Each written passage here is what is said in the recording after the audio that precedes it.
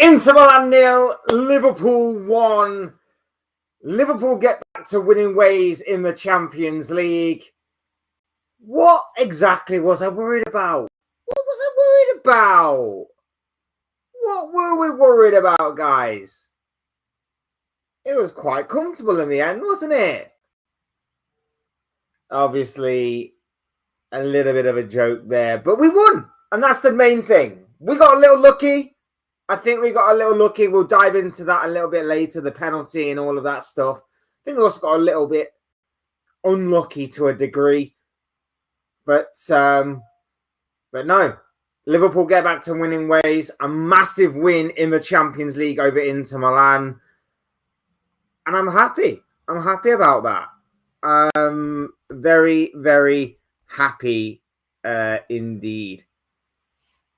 Big up to everybody that's here on this Wednesday morning. Thank you for tuning in. Thank you for taking time out of your busy schedules, your busy days to obviously hear the ramblings of a madman.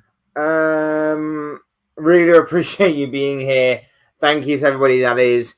Do me a massive favor, smash that like button and subscribe if you are new. Both things will always and forever be greatly appreciated. If you are on the road to 1K to round off 2025, if we can hit it by then, that'd be amazing. If not, it is what it is. But big up to everybody that's here.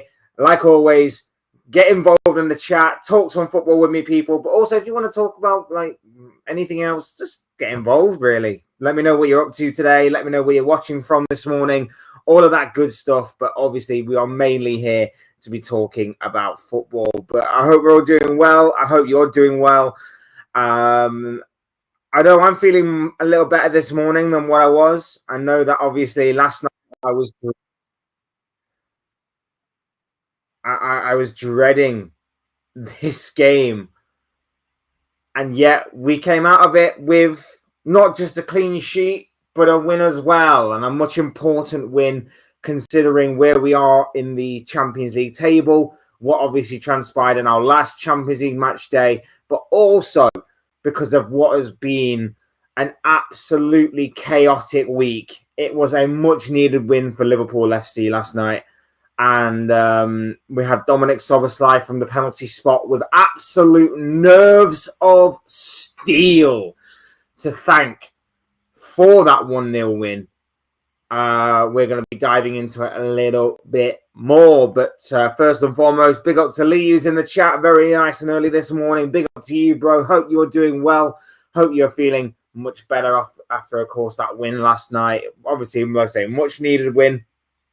Much desired, much wanted win, and we managed to take it from Inter. One of us didn't see the game, but how did we play? Well, to be honest with you, I think we probably just about shaded it. It wasn't the most vintage Liverpool performance you'd have ever seen. But I felt that defensively, we were actually pretty solid last night. Defensively, we were very solid. I wasn't expecting it. I was expecting Inter Milan to carve us apart at will. I think Inter will look back and think it was a missed opportunity. I think they will not be happy at all with the way that they played and the way that they performed. I think they, to an extent, bottled it against Liverpool somewhat.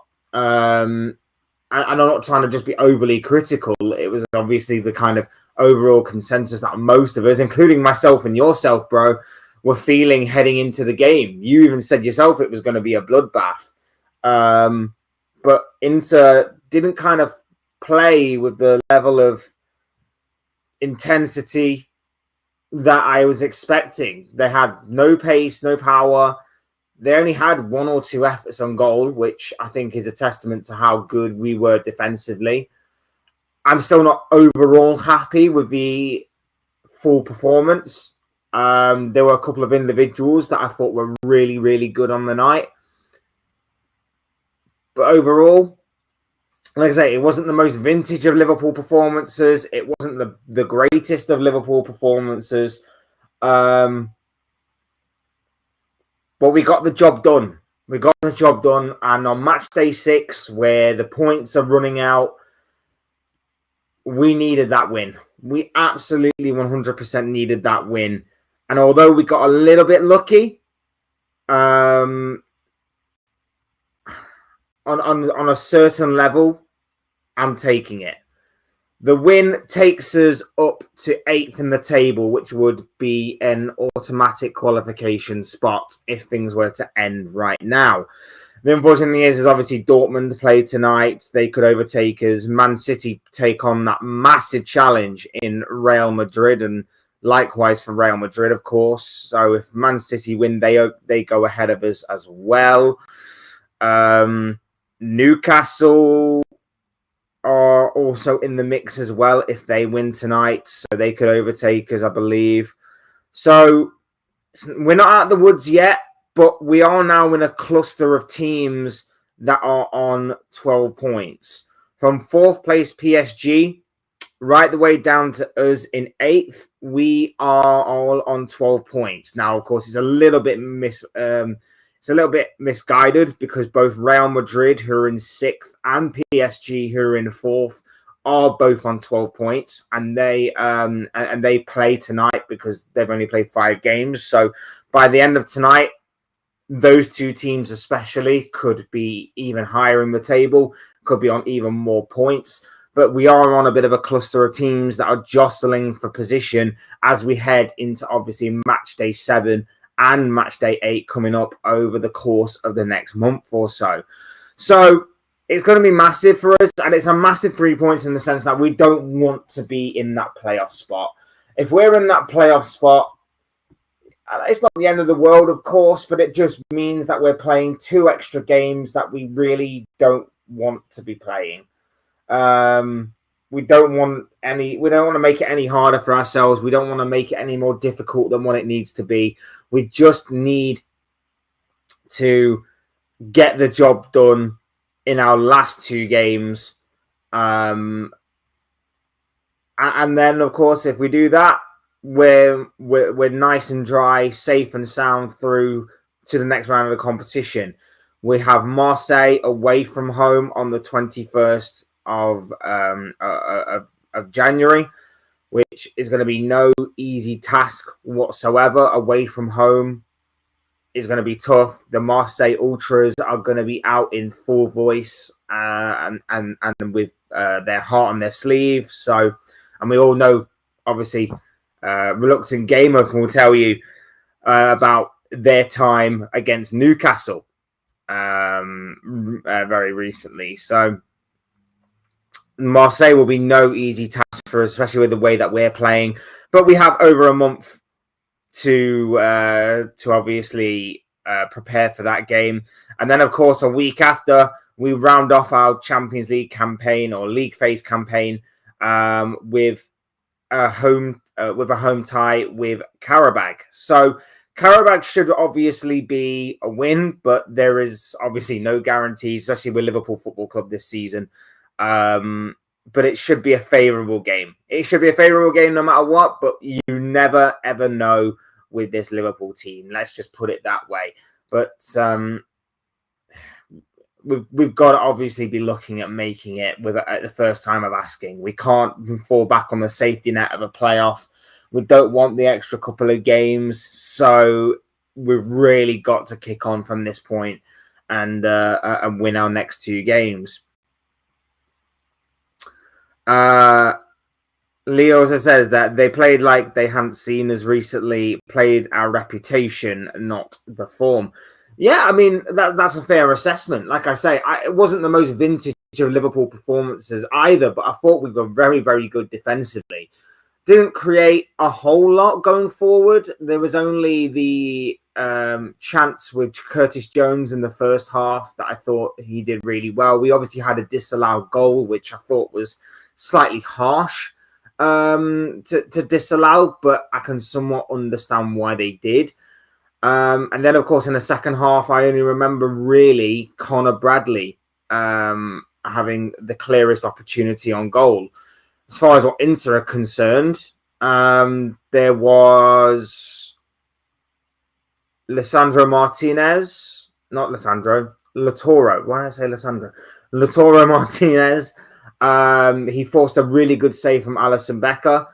Barella, I believe, I think it was Barella, had the free kick, which just went wide of the post. But other than that, there wasn't really anything from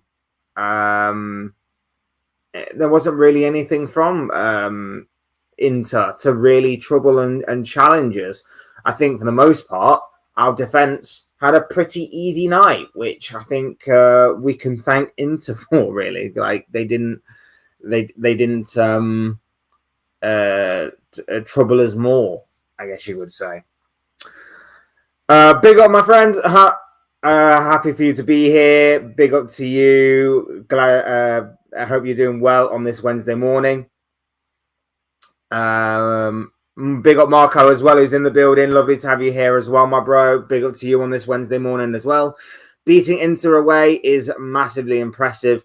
Yeah, I mean, considering how they've been this season in terms of their overall goal scoring, they've been really solid defensively themselves these past several weeks as well. It's a big win. It's a big win. It's a fortunate win a little bit, as we'll get into with the whole VAR penalty stuff. But yeah, it's a big win nonetheless.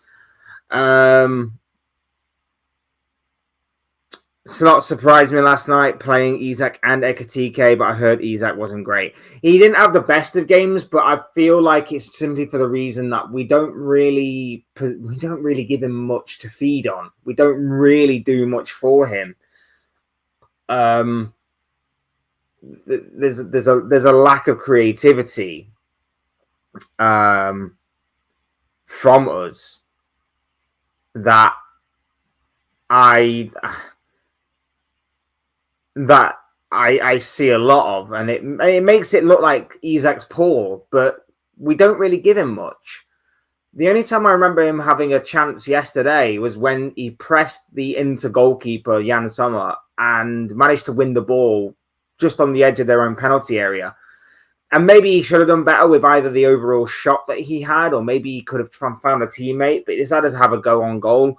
Didn't quite catch it as best as he would have liked, and he put it wide of the post. But it was a decent attempt that he made for himself, Isak. But we didn't really give him much to feed off other than scraps. So whilst I am a little bit surprised that Isak and Ekitike played in the same game, I feel like Slot's hand was forced a little bit, considering that obviously Salah was out for reasons.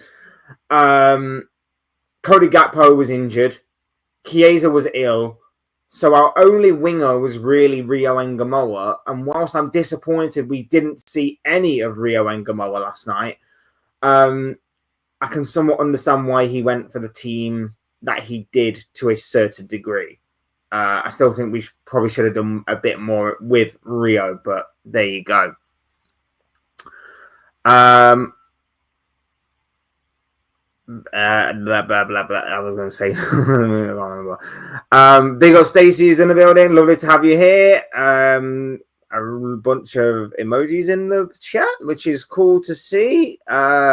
Big up to you. I hope you're doing well. I hope you're all good on this Wednesday morning. But yeah, last night, like I say, I will take the win. I'm very much happy for the win. I'm not agenda driven. I'm obviously still on the side of Slot out. I don't flip-flop in any way, shape or form. But at least we showed something last night in terms of defensive resilience. And that's something that I'm happy with. The win is something that I'm also very much happy with, of course. But we need more, of course. We obviously need to see this more. We need more consistency on this front. And we obviously need to find a way to stop the rot and to try and get back to winning ways. It's, again, another example of Slot not choosing to play his style of play, not choosing to play his way, and coming out smelling of roses, essentially, winning the game. That was not Slotwell that we saw last night for the most part. You know, obviously he had to adapt with all the injuries that we were obviously going with, and the lack of players that we had going into last night's game.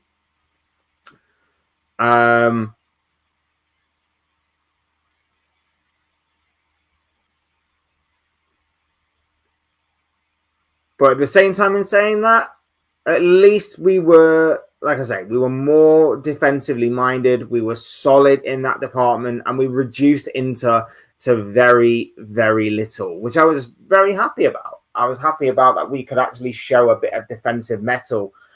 But I would say we have to go forward and do this more. We have to go to Brighton at the weekend, and we have to obviously do the business there. We have to go and face Tottenham the week after and do the business there. Then we obviously have Wolves after Christmas. We've got to do this on a more regular basis. We can't just be picking and choosing when we decide to turn up, whether it be in attacking sense, a defensive sense, or even in the odd case, both. But this was a very, very good way to start. And like I say, I'm all open to the idea that Slot turns this around and ends up, finding a winning formula. I'm Slot out to the point where if he turns around and starts winning games and we start playing some really good football, then fine, fair enough. I'll change my mind based on the evidence that's presented in front of me. That's not flip-flopping. That's just seeing the evidence that's in front of me and going, you know what, he's changed. But we've been here before. That's why I'm concerned, because we've been here before. Aston Villa, Real Madrid, we've been here before on this trail. So I'm not going to get too ahead of myself. I'm not going to start saying Liverpool are back. I'm not saying anything like that. I'm saying it was an excellent result. It was a mediocre performance. Let's see where we kick on from here. Let's see where we go from this point forward. Marcus says, away end chanting Slot's name during the game, also before the goal. I mean, I heard James Pearce say that online. But the replies underneath, I don't know whether they're just trolling or not, but there was a few replies underneath from supposed fans who went to the game, and they say that they couldn't really hear it, or there wasn't that much chanting for Slot or anything like that.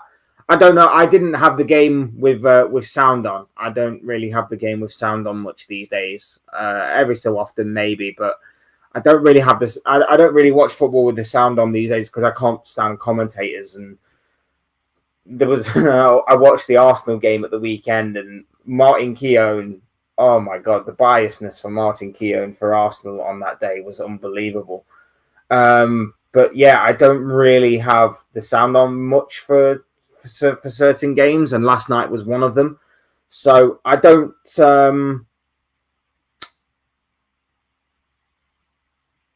I don't know. I can't really say whether it came across on TV or not.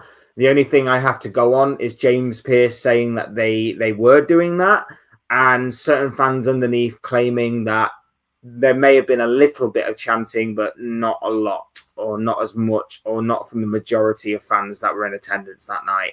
I don't know. I'm just throwing it out there as I'm not 100% sure or convinced.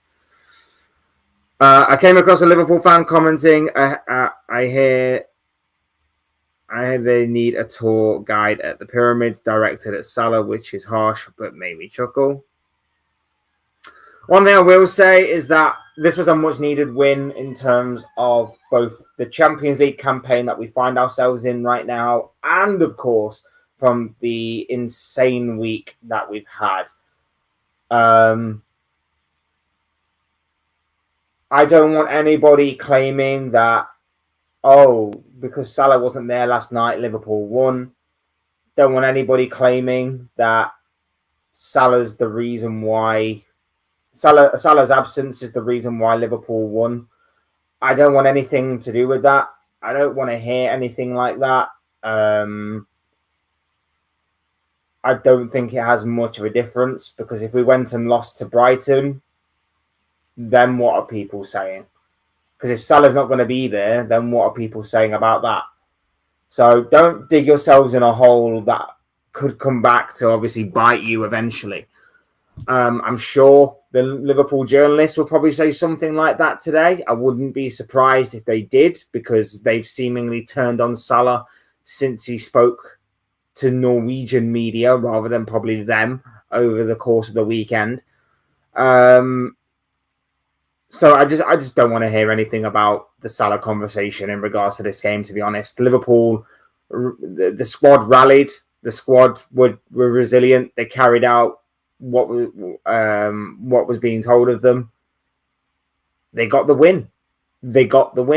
And that is pretty much all that matters. That's pretty much all that matters.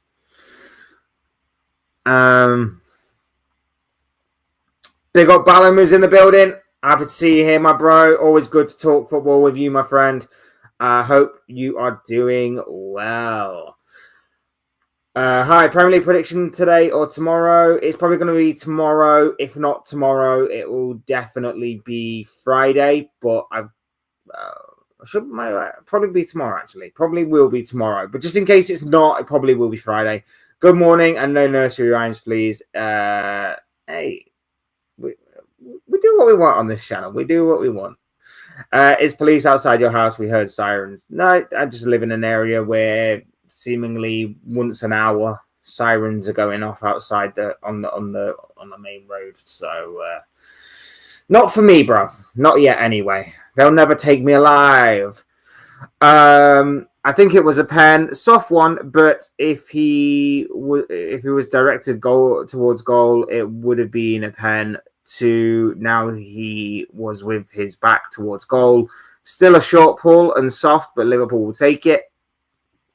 Yeah, so nice kind of segue into what we were going to talk about in terms of the penalty and VAR decision.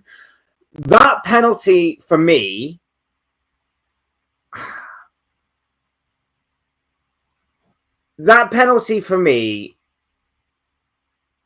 it's not a penalty. But in the Champions League, I feel like it is. I feel like you wouldn't get away with that in the Premier League.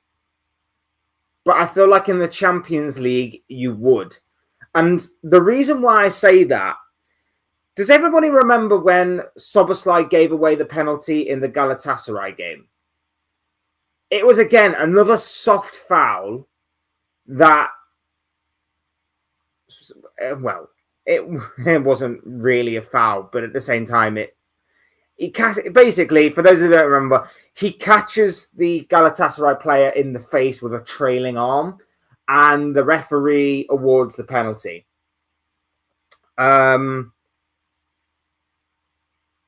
It wasn't, in my opinion, a great look for the Champions League in terms of giving that penalty. It was a very, very soft penalty to give away, but it happened, right?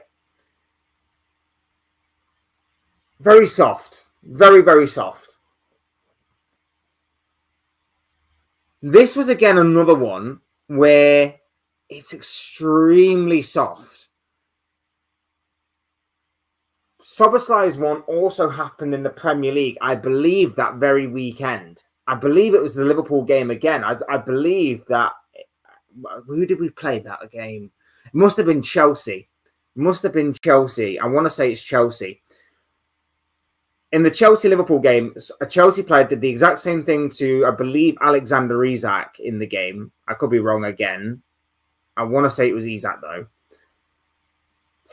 Just a trailing arm, just catches him in the face. Player goes down, no penalty given. So it's given in the Champions League. It's not given in the Premier League. The foul on Wirtz last night, that's given in the Champions League, in my opinion. But if that was to happen this week in the Premier League, that's not given. And it's especially not given because the referee didn't give it in real time. The referee played on. VAR was the one who gave it. VAR was the one who told the referee to go to the monitor to check it. That would not be given as clear and obvious in the Premier League. So I guess in the Champions League, it is a pull. Wirtz goes down very theatrically, very, very theatrically, which I thought was probably going to make the decision easier for the ref to not give it, in all honesty, and for the VAR to not give it. But no, it eventually was given. Soboslai, like I say, ice running through his veins, steps up, converts the penalty. That is my future captain right there. Soboslai was great on the day yet again.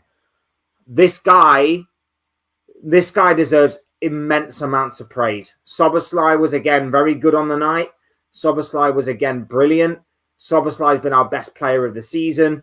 He deserves so many plaudits for how he has really, really come of age this season, how he's really grown this season. I really cannot wax lyrical enough about Dominic Soboslai. He is absolutely brilliant.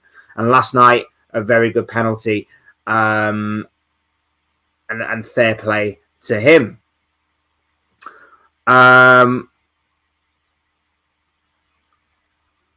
really sorry, I don't want to butcher your names. I really don't want to butcher your names. So I'll just say big up to you, my friend. Lovely to have you here with us. Guys, if obviously you're watching and you have a specified name you want to go by, just throw it in the chat and I will try my best to remember it. I'm not very good with reading names off the screen, but I will try my best if you have obviously a preferred name or anything like that. But big up to you, my bro. I'm good. I'm feeling even better now. Liverpool have won. I hope you're doing well too on this Wednesday morning. Thank you for joining us. Really do appreciate it. Stacey asked, do you like snow?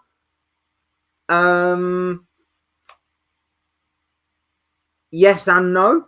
I like it when it's kind of on the ground, you're walking through it. Not so much in the aftermath, especially if it like turns to like rainy and that slippery, icy stuff. Not very good. But for when it is like when it's first fallen, there's nothing like it. Snow is awesome. Good night. Thank you for joining us. Really do appreciate you joining us for the amount of time that you did. Really do appreciate that, my friend, and I hope to see you back very, very soon. Would Konate's goal have stood in the Premier League after Ekitike handball? That was the other one that obviously came about last night. There was two very lengthy VAR decisions. That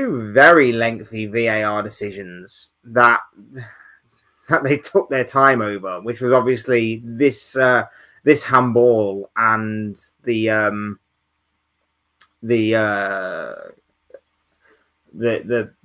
penalty decision. They really did take their time on both. Again, I feel like the handball rule is so stupid that no one really knows. No one really knows what the handball law is. No one really knows. I do feel like it's become so what's the word, controversial, maybe. It's become so awkward. It's been made awkward because different referees implement it seemingly differently, that no one really knows what a handball is anymore. And even then, last night, I know they watched it from about 60 different angles. They watched it about 50 different speeds, and it still took them about 8 minutes. It was almost like it was 8 minutes, wasn't it, to arrive at a decision on whether or not Ekitike handballed it or not. And for me personally, I think it's a little harsh because it's not like it's intentional handball. It just flicks off the head of Van Dijk, I believe, and then onto Ekitike's arm, which is directed goalwards for Konate to pounce, basically, to poach.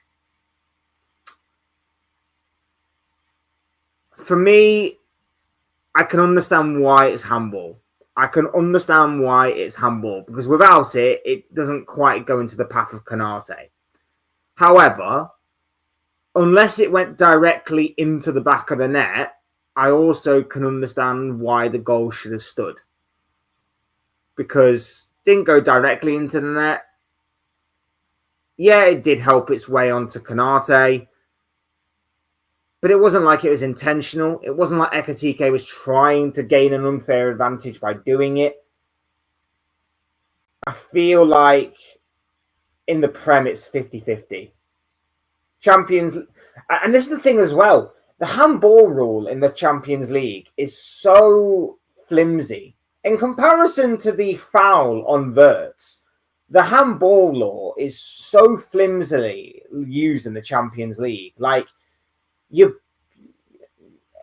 it's so easy to handball in the Champions League. The amount of times that we've seen a handball be given in the penalty area, a penalty be given for handball, and it's like you're looking at it and you're like, well, he's touched it with his hand, but it's not like it's in an unnatural position or anything like that. It's quite, in a natural position for the position of the player and everything like that. And it's like,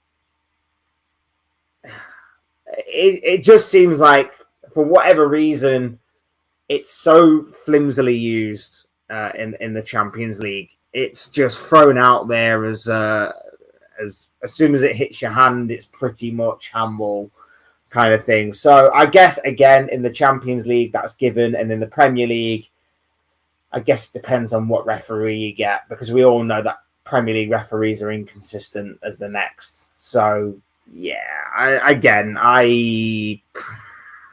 know. Big up Alpha's here. Big up to you, my friend. Lovely to have you here with us. Hope you're doing well. He says that is Salah going to cry again now Liverpool have won a game without him. Again, bro, I don't want to do this kind of this Salah analysis on a game that Salah wasn't even involved in. But again, I will tell you that if we were to go and lose to Brighton on Saturday, is it Saturday? I want to say it's Saturday. Saturday. If we were to go and lose to Brighton on Saturday and Salah's not in the team, and Salah's not in the team, then what are we going to say? Ultimately, if there is a miracle turnaround and Salah actually does play on Saturday and we win, what are we going to say then? I'm just throwing that out there. Alf. Because, again, the Salah analysis has nothing to do with last night. He wasn't there. Great. We've won games when he's not been there. We've also lost games when he's not been there. Again, this scapegoating, this wanting to kind of, I don't know, maybe rage bait a little bit.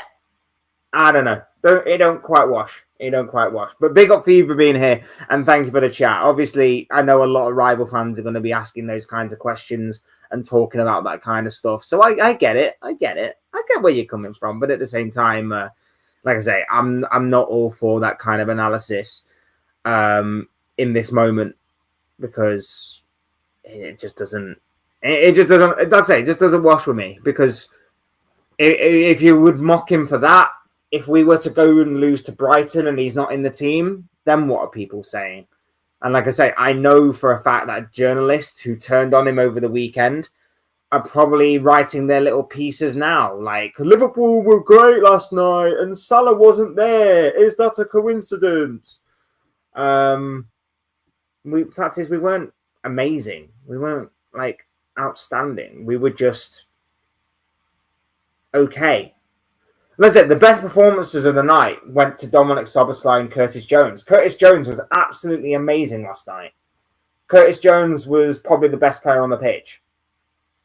He was absolutely amazing last night. Curtis Jones deserves his flowers for that performance. He really, really does. Really, really good performance from Curtis Jones last night. That's it. I don't think anybody was particularly bad yesterday. Robertson may have been a little bit underwhelming, along with McAllister, maybe. Isak, we didn't really play him to his strengths. We didn't really give him much to feed off. But other than those 2 or 3 players, no one was really, like, terrible yesterday. But the ones that were head and shoulders above the rest were Szoboszlai and Jones. They were absolutely immense on the night. And fair play to them. But, again, the overall performance wasn't amazing by Liverpool, and partly I think it's down to the lack of width. whilst we were defensively solid and we packed out the midfield and we were very narrow and we managed to stop Inter from creating too many chances, I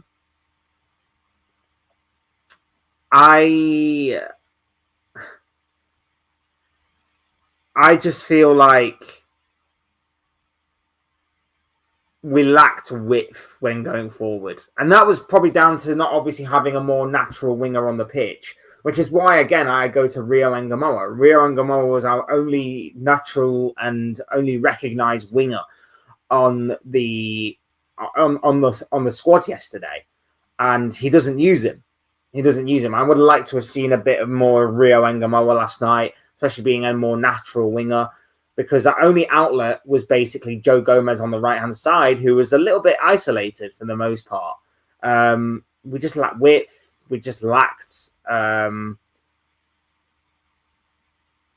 We just lacked. And I thought it was weird as well that Gomez actually did start over Connor Bradley.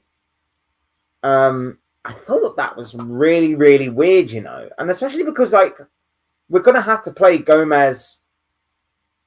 We're going to have to play Gomez on Saturday because Connor Bradley's suspended. So I was a little surprised that we actually did start Gomez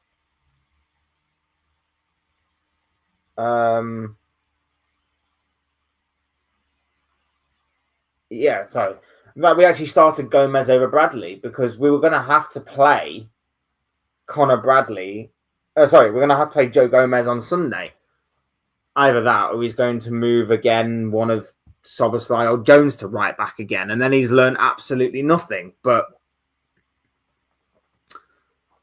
yeah, we've got no Connor Bradley for Saturday, and yet he only brought Connor Bradley on as a substitute. It was very, very strange. I thought he would have started Bradley and probably thrown Gomez on to maybe get some minutes to kind of keep the legs ticking over into the weekend. But yeah, I don't really get that decision, especially when Slot says himself that Gomez is a bit of a bit fragile right now because of obviously all of his injuries. But we shall see how that goes. We shall see how that plays out. When you're away, you need a little bit of luck. I know we are probably a bit lucky, but this can hopefully kickstart our season. We can only go forward from here. I hope you're right. I know I've been very vocal on being slot out and stuff like that, but overall, I obviously want what's best for Liverpool Football Club. I've never wanted us to lose a game to get a manager sacked, even in the years under Brendan Rodgers towards the end and Rafa Benitez towards the end, and the least said about the Roy Hodgson era, the better. But I've never, ever wanted us to lose a game just to get a manager sacked. So my hope is that Arne Slot does turn it around. My hope is that Arne Slot does manage to change things. Do I think he will? Not necessarily. We have been down this road before, as I mentioned before. We've obviously beaten the likes of Aston Villa and Real Madrid. We look good in doing that. And we thought, maybe we are slowly turning a corner. And then we went right back to type in the next game against Manchester City. And then since then, we've been god-awful again ever since. So look, I too hope that we can get better. I too hope that we improve from this point. But he's got a lot of convincing to do between now and then for me to start believing that we've turned a corner, we're improving, we're getting better. But it's a solid start. Defensively, at least, it's a solid start. And hopefully, as time advances, maybe we will get better in our attacking play. But we shall see. Because, like I say, there's still certain things that need to be addressed. There's still certain things that need to be addressed in terms of our cohesion going forward. But it's a solid start nonetheless. It's a solid start. Liverpool literally could lose to anyone in the Premier League. Even the bottom teams love to play them, and then Liverpool bounce back by beating another European giant. Makes the Prem look good, honestly. The Premier League's just different. The Premier League is just because if you look around at certain leagues, they for the most part their teams play a similar style to each other. Spain, it's all about tiki-taka. In Italy, it's more of a defensive sort of approach based off of their heritage and stuff. You might get the odd team here and there that obviously are different. They mix it up a little bit. But for the most part, there are core principles in that league. In England, we don't really have core principles. We have a lot of teams that play a lot of different styles. Like, you'll get Pep Guardiola's style, for example, but then on the flip side of that, you'll get a Sean Dyche style, for example. Somewhere in the middle, you'll get someone like, I don't know, like an Areola or Glasner, and along that kind of spectrum, you'll get like David Moyes at one end, and you'll get Arne Slot at the other, and Mikel Arteta is just in between, like Slot and Arteta and Pep and whatever. So you'll get various points along that spectrum of different teams playing different styles.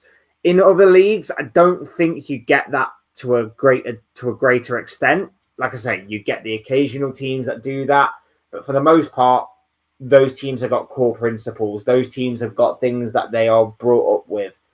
Spain's tiki-taka, for example, being something that Spanish kids are taught to play at a young age, that kind of thing. So I feel like it's just different. Like, if Inter had the kind of tenacity and physical presence that, say, Brentford had or Forest had, they might have got a bit more joy last night. They might have got a bit more joy, but I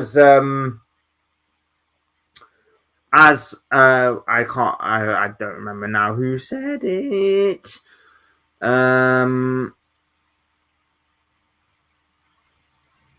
As Lee said earlier, Inter seemingly played us off of reputation rather than our current form, our current weaknesses, and they didn't really exploit that to the greatest extent. But it is what it is. Old players like Salah, Van Dijk, Konate, and Alisson stopped rebuilding. We had KDB, Gundogan, Akanji, Walker, Edison. Getting rid of them is what allowed us to start improving. But you need some of the older heads, though. Like, you need some of the older heads in the squad still. You need to phase them out gradually. I agree with you. But you can't just basically get rid of all the experienced heads just because they're over 30 and, you know, potentially getting past it. I mean, Konate is 26. I want to say he's 26. I want to say Konate is 26. So he's not exactly old. Alisson's a goalkeeper, so he could play until he's probably about 40. The only two there that are obviously older than what a lot of people would like in their squad is obviously Salah and Van Dijk, who are entering into their mid-30s. Like, Konate is still 26, bro. So you still need those older, experienced figures around, but they don't stop rebuilding as long as obviously you've got a contingency plan in place for when they do eventually move on. It's not a case of they stopped the rebuild. It's not even like Man City had a case of older players that stopped them from rebuilding. It's just that you recruited badly. You had a contingency plan in place, but it wasn't like it was the best. Some of the players that you did buy were not great. Mateus Nunes, for example, or Mateo Kovacic in midfield, like they were never going to be like the KDB and Gundogan replacements that you wanted them to be. Nico Gonzalez has the potential to be the Rodri thing. He's not quite there yet, of course, but he's very, very good. But for the most part, over the past few years, the reason why City have not been as lethal as what they were in their prime Pep years is just because of poor recruitment. You can have both. You can have experienced players and young ones come through for the rebuild and for the next squad to be built from there. The Prem is good, but plenty of Euro teams have beaten Prem teams in the Champions League recently. Leverkusen beat City the other night. Atalanta beat Chelsea yesterday. Marseille beat Newcastle, a couple more. Yeah, there is still the occasion. It's not like English football is ruling the roost right now. What I will say, though, is Spanish football seems to be... Spanish football used to be like dominant in any form of European competition, but they've fallen off. And I keep getting told by people that La Liga is better than the Premier League. There are some people online who keep saying that La Liga is better than the Premier League. And maybe it's easier on the eye. Maybe La Liga is more aesthetically pleasing. But when it comes to actual output, even the Spanish teams are now faltering in Europe, especially when it comes to the English teams. Like Liverpool beat Real Madrid. Barcelona lost to Chelsea. I just don't get it. It's just been a crazy league phase so far. It's just been a very crazy league phase so far. But I get where you're coming from.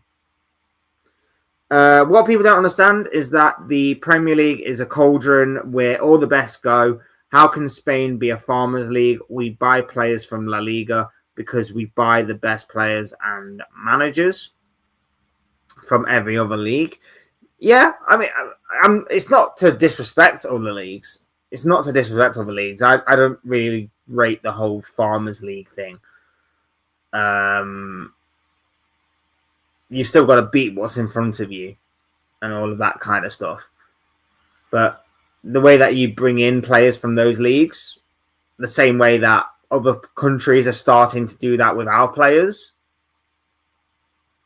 yeah, it is what it is, man. Some of them, not all of them, going to the media and doing what Salah did is disgraceful. He should never play for Liverpool again. He's not the only. He's not the only player to have ever done that. Like, again, I'll say that I'm not a massive fan of him going to the media. Like, I don't think he should have done that. I get that. But at the same time, what he basically said, with the exception of a couple of things like I deserve my place in the team, based on my form, based on my history with the club, based on my reputation, rather than have to fight for it, which is kind of how that came across. Don't know whether he intended it that way or not. But saying that, along with saying that he was the main player in the Premier League winning team last season, I don't agree with. But everything else that he basically said, he's got an element of truth to it. Does it make it right that he said it in public? No. But I'm always one of these people that, you know, if you want change, sitting and doing nothing is not obviously going to bring that change. So, I don't know, maybe he did try and talk with Arne Slot like he said, and nothing was being done about it. So, as a last resort, maybe he did just go to the media because he wanted the club to stand up and listen. So, maybe there is a bit more that went on behind the scenes that we're not fully aware of. I'm not a fan of him going in public. That I think is an opinion that is shared by a lot of Liverpool fans. We're not happy about that. But at the same time, it's not like for the majority of what he said is untrue of this season. Like I say, he was focused on the relationship that broke down between him and Slot, being kept on the bench, being made an example of, even though the rest of the team were playing poor. It's, like I say, I think there were some valid points in what he was saying. I genuinely do think there were some valid points in what he was saying. Do you think someone giving an interview like that would ever play for Man United again in the Fergie days? Truth or not, truth doesn't matter. No, of course not, because that's why he got rid of Roy Keane. He got rid of Roy Keane in that way. Even more recently, I know it's not Fergie days, but Ronaldo did the whole Piers Morgan interview. Here's the thing. I don't think it's quite as black and white as what people are trying to make it out, in the sense that he just shouldn't have done it anyway. Because a manager is no... If a player's not bigger than the club, then a manager certainly isn't bigger than the club. But a manager can still go in press conferences and he can still throw his players under the bus. And no one says anything because he's the manager. We've seen managers do that before where they've thrown their players under the bus. Jose Mourinho did it infamously. But you kind of go, oh, that's Jose. Well, how is that fair?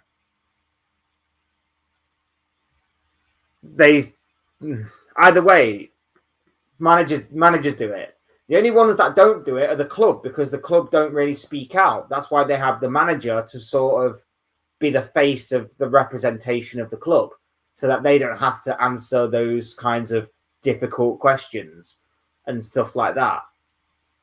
The club are a faceless brand, and all Salah's done is just call them out on it. And, you know, again, you may not like it. I don't like it to a degree. But if what we're hearing is true about Salah, I think it's understandable as to why he went nuclear. Like, the club did so much to try and get him to sign a new deal just to be a cash cow, to bring in some more money for them. Because Salah seemingly wants to finish his career at Liverpool. They wanted to kind of move him on. And seemingly, they were going to do that in secret, which meant that they probably promised him promises that they were never going to keep. And Salah wasn't happy about that. And understandable as to why. So, again, may not like it. I don't personally like it. But for a club legend like that to be so completely disrespected, I can understand why Salah was feeling the way that he did. I can understand why Salah was feeling the way that he did. It's just an absolute circus. Just an absolute circus right now. Managers shouldn't throw players under the bus either. Fergie never did. Did I think it's a disgrace when managers do it? Never did. I think it's a disgrace when managers do it too. Exactly. Because, again, no manager is bigger than the club, in the same way that no player is bigger than the club. But, again, if what we're hearing is true and Salah tried to talk to Slot but was getting no answer, maybe he felt as a last resort, this is the only way that someone at the club is going to stand up and listen. And to be fair, people at the club stood up and listened. But it doesn't even sound like Slot's talked to Salah about it since. If you hear what he said in his press conferences, Slot has seemingly... The way that he's answered those questions, now maybe he's doing it intentionally to try and give an answer without giving away too much of what's going on behind the scenes. That could also be a possibility.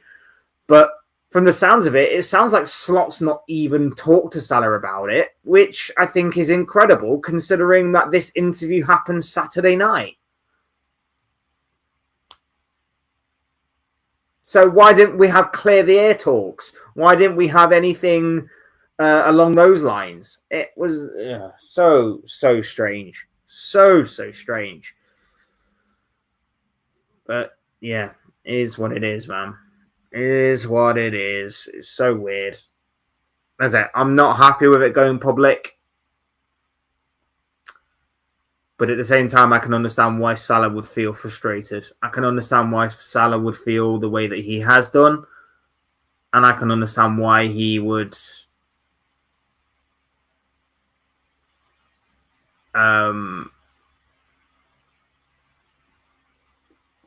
just feel this way of emotion. This way of emotion. Again, I don't necessarily agree with it.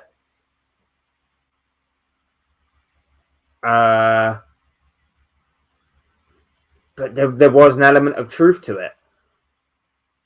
There were elements of truth to it in terms of how the club has been run this season, in terms of how the manager has gone about certain things, in terms of how he's being made a scapegoat in Liverpool's poor season so far. Because I feel like he is being made an example of. And of course, he's the main man. He's the poster boy. He's the one on 400k a week. So when you've got players like Cody Gakpo putting stinker after stinker after stinker out there, no one's really focused on him because he's not the one on 400k a week. But Salah tries, doesn't really get far. Slot's making poor tactical decisions after poor tactical decision after poor tactical decision. And everyone's not looking at the reasons why. They're just going, well, Salah's goals and assists have fallen off, so it must be Salah's fault. But yet, they claim it's not. They claim it's a team game. But you still gladly point the finger of blame at Salah. Okay. Whatever suits your agenda. And as I said yesterday, Jamie Carragher is a disgrace. Carragher yesterday, Salah puts out a tweet of him or a picture of him in the gym. And of course, Carragher had to reply because Carragher is a very petty man. Puts out a tweet saying, I've never wanted Liverpool to win a game more recently than tonight. After the game's over, he tweets again, get in. Carragher is a very, very petty man. A very petty man. Like, I feel like it was a bit unprofessional from him, from what he's meant to be a top pundit. As I said yesterday, when I was talking about his response to Salah, he's very, very sensitive. He got called out. He's very sensitive. I also think there's an element of him being somewhat jealous of Mo Salah. How dare this Chelsea reject come into my football club and have a better legacy and a better career than I did? I feel like there is a bit of jealousy there from Jamie Carragher. And hey, if you don't believe me, this guy has been the main man to point the finger of blame at Salah whenever Liverpool have been performing poorly. All these things tie up, man. All these things tie up. I'm sure of it. Conspiracies, club wanting to get rid of Salah without kind of his say-so, his notion, not keeping promises maybe. And this is why I said in the summer when I talked about Alexander Isak, I wasn't going to go too hard in on Isak seemingly betraying Newcastle because I know for a fact that clubs do the same thing back to players. Clubs try and force players out. So all of these people that are like, well, Isak betrayed Newcastle. How dare he betray the club that gave him a platform to perform on? What are you saying now? What are you saying now about clubs betraying players as well, because it works both ways. And I tried to tell people that across the entire summer. I tried to say, don't just blame Isak because clubs will do this as well. What are you saying now? What are you people saying now?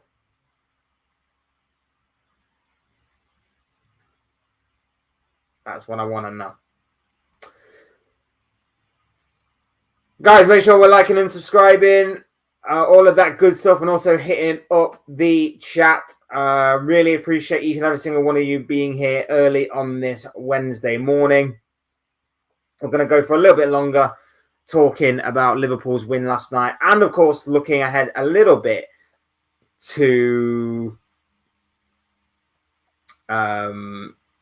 Saturday's game against Brighton. Fingers crossed for a win there. Get back on track in the Premier League. Still not confident with Brighton, by the way. Still not entirely confident with Brighton. We know that they can be awkward. We know they can be difficult. And we know that they've got some really good players in their ranks. Good, tenacious players. Good physical players. So it's going to be a really tough test for our midfield to contend with. It's going to be interesting to see how we set up with our winger situation currently being how it is. So it's going to be interesting to see how we set up in the wing positions. Hopefully Chiesa's back for this game. We shall see. We shall see. Lee says we've got a week off after Brighton before Spurs. Yes, we do. It's one of the very rare weeks off that we get where we haven't got like game every 3 or 4 days. I think we've got a week off after Spurs as well for Wolves, of course. So week off, Christmas, of course, and then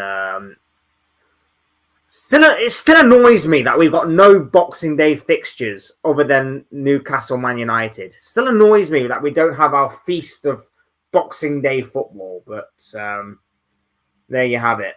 There you have it. That's a bit annoying, but it is what it is. So are we confident going into Brighton?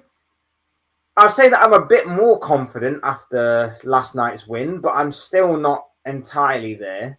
Brighton have had... It's a bit of an up and down season as far as what Brighton are concerned. But Brighton are sometimes like that. They'll have like a few good wins and then they'll go to a team that they should be beating, like a West Ham on Sunday, for example. And then they'll drop points. Brighton are currently 8th in the table. 6 wins, 5 draws and 4 losses from 15 games. They've scored 25 goals. They've conceded 21 goals. And that gives them obviously a total of 23 points. Their last 5 games are draw, win, win, loss, draw. That loss was obviously that incredible 7-goal thriller against Aston Villa. Brighton found themselves 2 goals up in that game, only to be pegged back. And then Villa, of course, got the job done.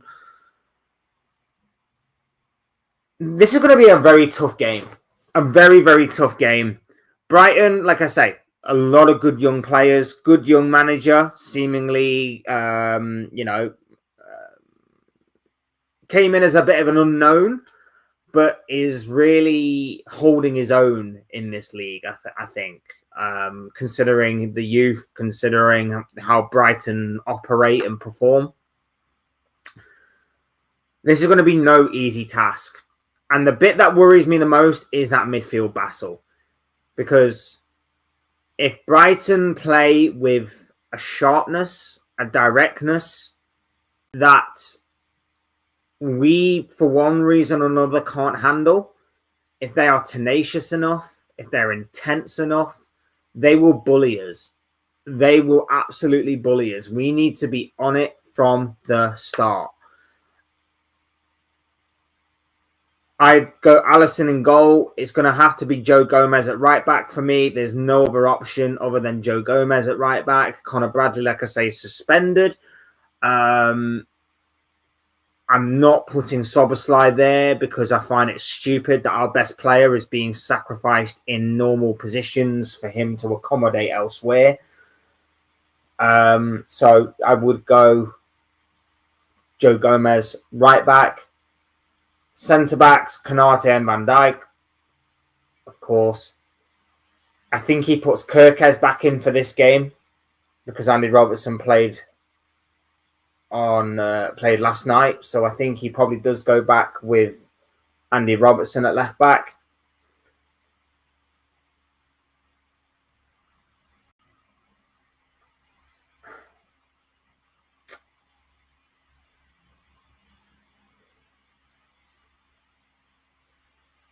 Sorry, I just paused because normally when we win a game, normally he actually sticks with the same team again for the weekend. Now, of course, he's going to have to make a change in terms of, obviously, there's going to be no Connor Bradley. But then again, he didn't play last night. Well, he didn't start last night, should I say. So it's quite possible that he goes with the same team again that won last night. Because he has done that before. When we beat Real Madrid, he went with the same team against Man City. When we beat West Ham, I believe he went with the same team against Sunderland. So it's quite possible we go with the same team again. But I feel like if there were to be changes, I feel like it would be Kirkes in for Robertson. And maybe Florian Wirtz in for Ekitike. That's the kind of changes that I'm anticipating could potentially happen. But for the most part, I do feel like it's probably going to be the same team again.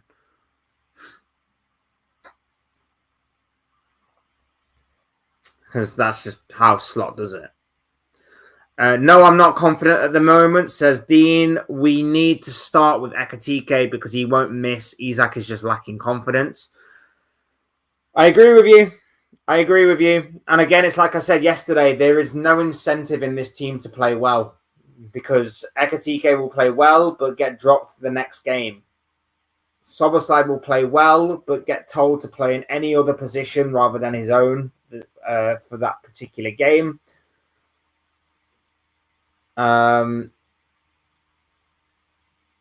Konate can play poorly. Gakpo can play poorly. All these other players can play poorly, and they still get to play the next game. There's no incentive, and Ekitike is in a similar position. I would genuinely start Ekitike rather than Isak. I think if there was to be a change and Florian Wirtz was to be that main guy, he comes in for one of the two strikers. But I don't know. Like I say, it's been known that Slot tends to favour going for the same team after a win. But the Champions League and Premier League have proven to be so different and difficult for Liverpool to navigate through game after game, 3 days and 4 days apart, that I'm not 100% convinced, in all honesty. I'm not convinced. I'm not 100% sure. And like you said, I'm not entirely confident either. I'm not entirely confident. Brighton have been a thorn in our sides past few years. I know we have got some good results against Brighton as well, but sometimes they are mixed in with a few defeats and a couple of draws as well. So it's not going to be easy by any stretch of the imagination, and especially with us being at home as well. And that sounds so dumb to say because we shouldn't be saying that as Liverpool fans. We should be more confident being at home. Anfield is our fortress, right? Anfield is our playground, but obviously that hasn't been the case this year. So much so that our away form is, well, we're higher in the table away on our away form But that's just because everybody else has been awkward as well. So we have the 12th best home record in the Premier League. We have played 7 times. We have scored 4. Sorry, no, we have won 4. We've drawn 1 and we've lost 2, giving us a total of 13 points at home. Our away form, we are 9th in the table. We have won 3, drawn 1, and lost 4. So it's so weird. It's just so weird the way it's done. Man City have the best home form. Crystal Palace have the best away form now. It was Tottenham for a while. And of course, they can reclaim it because Palace have played 1 extra game away from home than Spurs. But Brighton, away from home, are actually below us in 10th. So this is going to be a very awkward battle for us. Even off the bat, and based off of form as well, it's going to be even more awkward for us. I didn't actually realise Crystal Palace don't actually have that good of a home record, which is mad to say that where they are in the table. They haven't really lost many. They've just drawn a fair few. Fair enough. Away from home, though, they're actually really, really good. But yeah, I don't know, man. It's going to be an awkward game for us. It's going to be a very awkward game for us. Do I see us winning? Look, I'm a little bit more confident than what I was last night, but not by much. I still don't know what to make of this team. I'm still not convinced. Obviously, it's going to take a lot to rebuild those bridges and that kind of reinstill that confidence.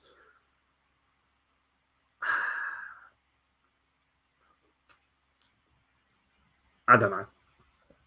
I genuinely don't know. Like I say, we very well could win that game. It wouldn't be by much. It would probably be like a 2-1 or something. Maybe a 3-2. Maybe a 3-2. But if Brighton turn up and if Brighton are in the mood, they could easily destroy us as well. And let's be real as well. If we're going off recent form at home for Liverpool, I mean, we drew 1-1 with Sunderland in our last home game. We conceded 4 to PSV. We conceded 3 to Nottingham Forest. We obviously beat Real Madrid. We beat Aston Villa. We conceded 3 in the Carabao Cup to Palace. We conceded 2 to United. And obviously that's not obviously not good enough. All of that's not good enough when you consider that we're at home. Our home form is really weird right now. Our home form is really, really weird right now. I don't know. I genuinely don't know. I don't even know what I'm going to be going for my Premier League predictions video this week. Because I can see all 3 scenarios coming out. I can see worlds in which Liverpool win. I can see worlds in which Liverpool lose. I can see worlds in which Liverpool draw. I'm really not confident. Really, really not confident whatsoever. But at the same time, in saying that, it isn't out of the realms of possibility that Liverpool win because Brighton are just as awkward and as weird as us. But Brighton have taken points off the likes of Chelsea. They've beaten Man City, of course. So against the big teams, Brighton tend to turn up. I'm just hoping like our form kind of disguises us as not a big team. But yeah, I know that Brighton turn up in these big games. Brighton certainly turn up in these big games. So we have to be on it from the start. Like I say, we have to be tenacious in midfield. We have to not give them a second to breathe. We have to be first to every first and second ball. and then we'll stand a chance of winning. Because I feel like if we create chances, one of Ekatike or Isak will take them. One of them will eventually. But do I have the confidence that the mindset and the mentality of this team won't shatter at the first sign of adversity? No. Will Brighton score? Probably. Is there a danger that Kanate or Van Dijk or anyone is going to make a horrendous error that sees a potential collapse again? Potentially. So there's a lot there that we need to digest and we need to look at, because this could be a very entertaining game of football for the neutrals and like a awkwardly scary one for the fans of the teams involved. Or this could be just a very frustrating game in which there are half chances, there are some okay passages of play, but the end ball is just off from both teams. It could be just one of them games. It really, really could. I'm surprised it's a 3:00 game. That's the bit I'm surprised. I'm surprised it's a 3:00 game on Saturday, by the way. What are the other games that are on TV this week? Because I feel like Brighton Liverpool is normally a game that normally does throw up quite the interesting battle. So, I forgot. We don't even have another 12:30 game. Are you taking the mick? Really? There's no 12:30 game on Saturday. On the people that are running this scheduling is awful. Absolutely awful. They are terrible. They are absolutely terrible, terrible, terrible, terrible. I understand that there's a lot more teams in Europe, so I understand that there's a lot more teams that are going to be playing on Sundays. But Jesus Christ. I mean, your 4:30 game on Sunday is Brentford versus Leeds. That's your 4:30 game on Sunday? You have Crystal Palace against Man City taking place at the same time as Sunderland versus Newcastle, and your 4:30 game is Brentford versus Leeds. With all due respect to both clubs, no one's watching that.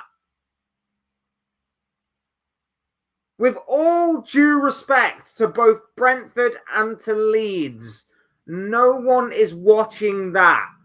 You've got Nottingham Forest taking on Tottenham at the same time as them games as well. West Ham, Aston Villa. But your 4:30 game on Sunday is Brentford versus Leeds. What? You've got two Saturday night games. One's Burnley versus Fulham, and the other one is Arsenal versus Wolves. Just because you didn't want a 12:30 game. Move the Brentford game to 12:30 on a Saturday. What is stopping you from moving the Brentford game to 12:30 on a Saturday? There is nothing stopping you. Neither club is in Europe. Neither club is doing anything midweek, to my knowledge. Why not move that game to 12:30 on a Saturday? Because then you can put the Palace game or the Sunderland game as your 4:30 game.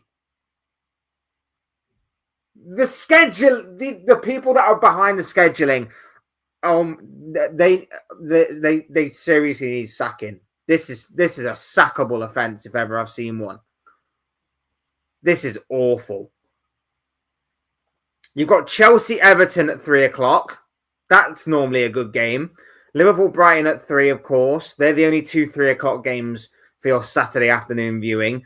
Burnley, Fulham, like I say, is the 5:30 game on Saturday. We've got a second evening game in Arsenal versus Wolves. That should be an easy win for Arsenal. Sorry, Wolves fans, but I would love for you to get the win. I would love for you to take points off Arsenal, but I don't think it's going to happen, with all due respect. Then, like say, Sunday, Palace, Man City, Sunderland, Newcastle, Forest, Tottenham, and West Ham, Aston Villa, all at the same time at 2:00. I would watch 3 of the 4 of those games. West Ham, Aston Villa is a maybe, maybe not. But I would watch all 3 of those games, and they're all taking place at the same time. But don't worry, guys. 4:30, Brentford versus Leeds. And Man United again are on Monday night against Bournemouth. That is shocking. Absolutely shocking and abysmal. That is some absolutely abysmal scheduling. There is... This is the annoying thing. There's no need to put Brentford on Sunday. There's no need. You could put them on the Saturday afternoon. You could even go the whole hog and put them on Friday night. You could put them as the Friday night game. There is absolutely no need for Brentford and Leeds to be playing on a Sunday afternoon. Oh, Jesus Christ. That's annoying. That is so freaking annoying. Because I want to watch the Sunderland and Newcastle game, because obviously Tyneside derby. But I also want to watch Crystal Palace Man City, because that's normally a really good game. Instead, I have to either split screen them or just watch one or the other. And Forest Tottenham's also a decent game as well. The schedulers this season need to have a long, hard look at themselves. They are absolutely abysmal.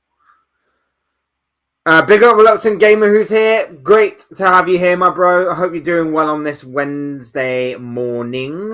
He says, great win away at Inter Milan. Absolutely. Couldn't be happier with the win. The performance, a little bit to be desired, but at the same time, we got the win, and that is the main thing. A little bit fortunate, yes, but I'll take it. In the current situation that we are in right now, I'm taking it. Big up to you. Good luck to you all, boys, tonight. Newcastle, of course, taking on, as everybody knows, by Leverkusen. So I completely forgot. I'm going to be honest with you. I completely forgot who Newcastle was playing tonight. No easy task, though, Leverkusen. No easy task by Leverkusen. Obviously, beat Man City in their last game in the Champions League. So, yeah, no easy task whatsoever, but I still feel like you'll get the job done. I feel like you will get the job done.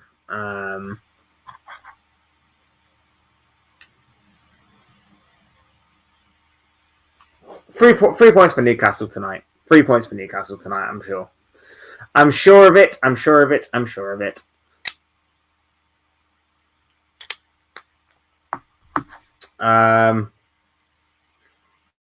Is in the building. Happy that you're here, my bro. He says that I'm happy that we won. Yeah, me too, bro. Me too. Like I say, there's no agendas here. I'm really happy that we won. I'm not saying anything about like I want us to lose just to get our manager out the door quicker. Yeah, I'm really happy that we won as well. Like I say, it was. I think over the course of 90 minutes, we just about edged it as the better team.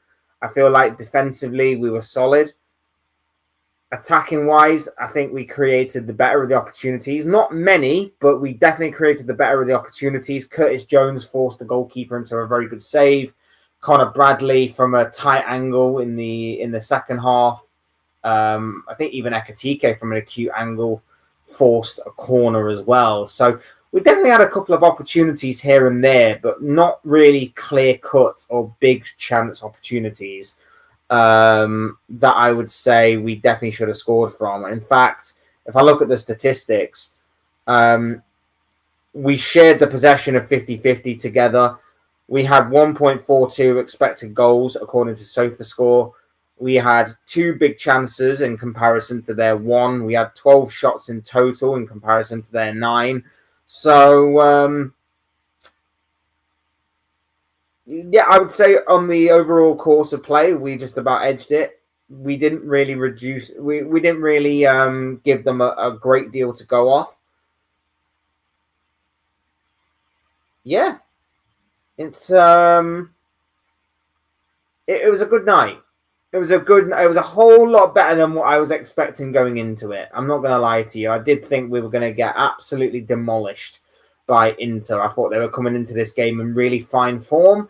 I thought that they were going to wipe the floor with us to an extent. Free flowing, good goal scoring, solid defensively enough, but we were very good on the night. We were very, very good on the night in terms of reducing them to very little.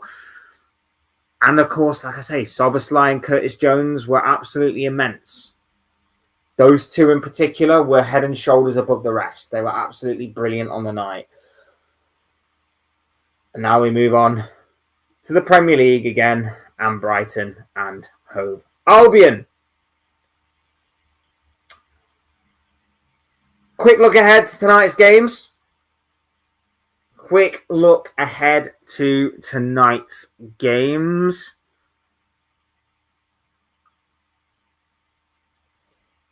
The early kickoffs. The early kickoffs on a Wednesday are not great. The early kickoffs on Wednesday this season, especially, haven't been great. Again, the scheduling's all wrong. The only real games of note: Leverkusen, Newcastle, as we just discussed. I think Newcastle will get the job done there. I know it's away from home; it's going to be awkward, and I know Leverkusen are on seemingly a little bit of a revival to a point. Not massively, but a bit of a revival for Leverkusen, who I know they lost at the weekend, so that kind of defeats my point. But they were seemingly on a little bit from the beginning of the season. It's kind of gone a little bit downhill these past few weeks, with the exception of obviously beating Wolfsburg and Man City, of course. But they've lost to Dortmund in the Bundesliga. They actually beat Dortmund a few days later in the German Domestic Cup. But a loss to Augsburg this past weekend. And now they face a Newcastle side who are just about cranking through the gears, it seems. So I would probably back Newcastle to get the job done, especially after, obviously, the collapse against Marseille. That needs to be, as far as what Newcastle are concerned, a win tonight. It definitely needs to be. Elsewhere, Club Brugge are taking on Arsenal. Arsenal are pretty much confirmed as to being in the round of 16 anyway, especially after that massive win last time out against Bayern. They sit on 15 points. A win tonight would pretty much confirm them, I think, as being home and dry into the next stage. So they can probably take game weeks 7 and 8 pretty easily. And let's face it, they are against a favourable side in Club Brugge. So if Arsenal wanted to get the job done and dusted there and then tonight, they can do.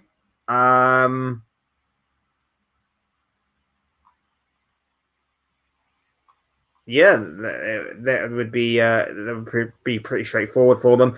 And then, of course, in the last 2 game weeks, they can rotate. They can do whatever they wanted, really, and there's going to be no repercussions from it. But yes, decent game for Arsenal tonight.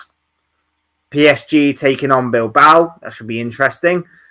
But of course, the big one that is on everybody's mind tonight will be from the Bernabeu. And that is going to be Real Madrid taking on Manchester City. There's a lot of talk pre-game that if Xabi Alonso was to lose tonight, that could be the end of Alonso as the Real Madrid manager. Harsh as that may seem, that is obviously the Real Madrid way, the standards set at Real Madrid and all of that stuff. So tonight could be a very, very interesting night. Not just in terms of Real Madrid and Manchester City, but potentially Liverpool as well. Because we know that obviously Arne Slot is on a bit of thin ice with the results. But obviously, with a lot of reports swirling around Xabi Alonso, the talk is that obviously, if he was to become available, Liverpool might make a big move to try and get Xabi Alonso at Liverpool. So this could be very, very interesting times over the course of the next 24 to 48 hours or so. And the domino to fall might just be if City get the win over Real Madrid. I don't know what will happen. I don't know if even Real Madrid definitely will sack him or not. But that seems to be the consensus coming out of that particular game, that if Real Madrid were not to win tonight, Xabi Alonso could face the sack come either late Wednesday night or early Thursday morning. We shall see. Big up No Lookers in the building. Hope you're doing well, my friend. Lovely to have you here with us on this Wednesday morning. And you say that fail to score, you're going to get punished by the other team scoring. Inter can blame themselves. Yeah, absolutely. Like I say, I think that we did very well in neutralizing them for the most part last night. We did very, very well in stopping them from creating too many attacks. They didn't really have that many clear-cut opportunities and chances. Alisson Becker, I believe, was only forced into making the one save from Lautaro Martinez. So, again, I don't think Inter punished us as much as they would have thought going into the game, as much as they would have liked going into the game, considering where they were and where we were in a much more fragile state than them. So, yeah, I agree. I agree to a large degree of what you're saying there, my friend. 120%. So big games tonight, big games last night as well. Elsewhere in the Champions League, Tottenham with a massive 3-0 win over Slavia Prague. Again, you have to question whether or not there's a corner being turned there for Spurs. Big win for Tottenham there. Barcelona, I believe, came from behind to beat Eintracht Frankfurt by 2-1. Big win for the Spanish side there. Atletico Madrid beat PSV. Marseille beat Union Saint-Gilloise. Monaco beat Galatasaray. Beating Galatasaray isn't for everyone. I had to be self-deprecating there. It's just the thing I do. But probably the biggest shock of the night, Atalanta beating Chelsea. I feel like Atalanta are only exist to beat English teams in European competitions. I swear that is what Atalanta are just there to do. They just seem to beat English teams. If Atalanta were to go for an entire campaign facing only English teams, I feel like they'd win any and every European competition. It just seems like they just live for beating English teams, and I don't understand why. But no, they came from behind last night to beat Chelsea. Another loss for Chelsea in a matter of weeks. How life comes at you fast. It wasn't so long ago that Chelsea was celebrating a 1-1 draw with Arsenal. I'm not trying to be disingenuous when I say that. I understand the kind of meaning and the sentiment behind that point. But at the same time, it wasn't so long ago that Chelsea fans were, at least taking the positives, shall we say, out of a 1-1 draw with Arsenal, only to a few days later get absolutely destroyed by Leeds United, draw to Bournemouth at the weekend, and now lose to Atalanta in the Champions League. Like, 3 results in a row and no win. for Enzo Maresca's side. So life comes at you fast. Big reality drop big reality check for Chelsea, should I say.